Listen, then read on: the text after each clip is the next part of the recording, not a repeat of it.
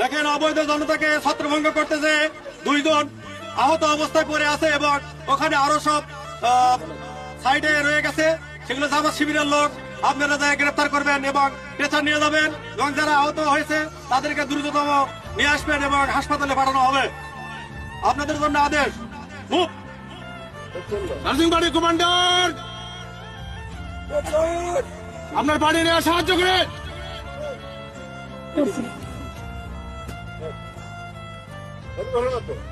Report দেন এখন কি কি নিয়ে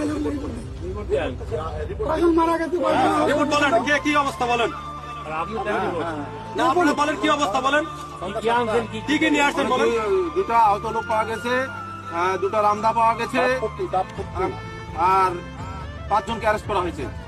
স্যার, আমি গ্যাস পার্টির কমান্ডার, আপনার আদেশে 6 রাউন্ড গ্যাস সেলের ফায়ার করছি, 2 স্পিড গ্রেনেড শুরু করছি।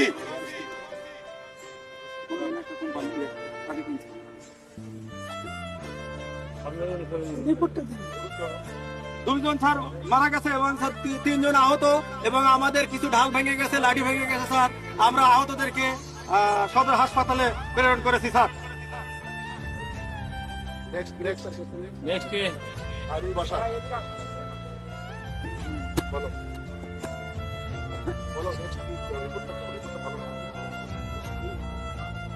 পুরো রিপোর্ট করো, পুরো রিপোর্ট, কি ঘটনা, কি হয়েছে না হয়েছে এখানে খবর। আমরা এসপি সাহেবের কাছে রিপোর্ট পুরোটা করবো। স্যার, অবৈধ চন্দ্রদের উপর হামলা করিয়া তোমাকে নির্দেশ দেওয়া হয়েছিল এই রিপোর্টে কতিপয় জামাত শিবিরের লোকজন এই আসার মুজাহিদের ফাঁসির প্রতিবাদে তারা 2 নম্বর গেটে জমায়েত হয় এবং তারা খুবই উত্তেজিত ছিল। তারা সরকারের সম্পদ ভাঙচুর নাশকতা করার জন্য তারা পুলিশ বাহিনী থেকে আগে আসছিল। আপনার হুকুমে সেখানে আমরা যাই, তাদেরকে তারা নির্দিষ্ট না হয় আরো ভায়োলেন্ট হয়, আমাদের নিক্ষেপ করে এবং ককটেল লিখে।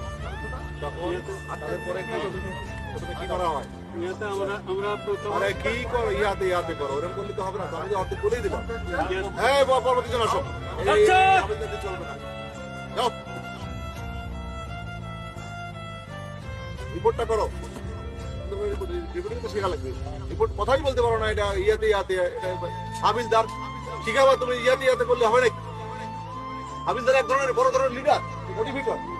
আমাদের এখানে যে ওই বলে না, আপনাদের উমর আলী যে হাবিলদার ছিল, সে কি মোটিভেটর স্যার, কোনো ব্যাপারই না। আপনার 7.5 দিকে লাগাইতে পাখির মতো পার হয়ে যাবো স্যার আমরা। পাখির মতো পার হয়ে যাবো। মোটিভেটর মারাত্মক মোটিভেটর দেখতে, হ্যাঁ, সাতটা হাবিলদার ছিল এবং নিজেও পার হয়ে যাবে। নিজেও ওই বয়সে 50 বছর বয়সের পাখি, 55 বছরের পাখির মতো পার হয়ে যাবে। দৌড়ে আগে থাকতো সবার, গলিগর সময় সবার আগে ভালো ফুটবলের সময় আগে এখন তোমার হাবিলদার যদি লিডার না হয়, পেট মোটা হয়, কথা না বলতে পারে, কথা দিল্লি চাল, দিল্লির বাচ্চা চাল, রান্দা চাল। এখন আমি দিনের প্রথম চাল, পিতা চাল, এই কাজ কিভাবে করতে হয় আমি একবার নমুনা শোধ করে দেখাবো। আমার প্রতি ভালো করে লক্ষ্য করে দেখুন।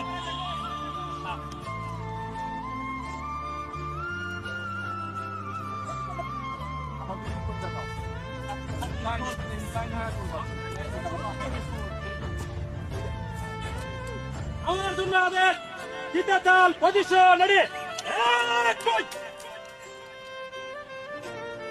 অ্যাডভান্স।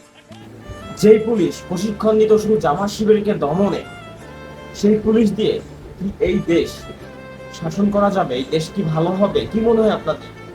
এটি একটি চট্টগ্রাম 2 নম্বর গেটের যখন আন্দোলন হয়েছে, সেই আন্দোলন চলাকালীন জামাত শিবিরের বিরুদ্ধে কিভাবে প্রতিবাদ নিতে হবে সেই ট্রেনিং করা হচ্ছে। তারা প্রশিক্ষণ নিচ্ছে যে জামাত শিবিরকে কিভাবে দমন করা যায়, কিভাবে মারতে হবে। এদের দিয়ে কিভাবে আমরা আবারও 2024 সালে দেশ তাদের হাতে তুলে দিব, তারা কিভাবে আমাদেরকে শাসন করবে। আমি জানি না, আপনারা জানলে কমেন্ট বক্সে বলবেন।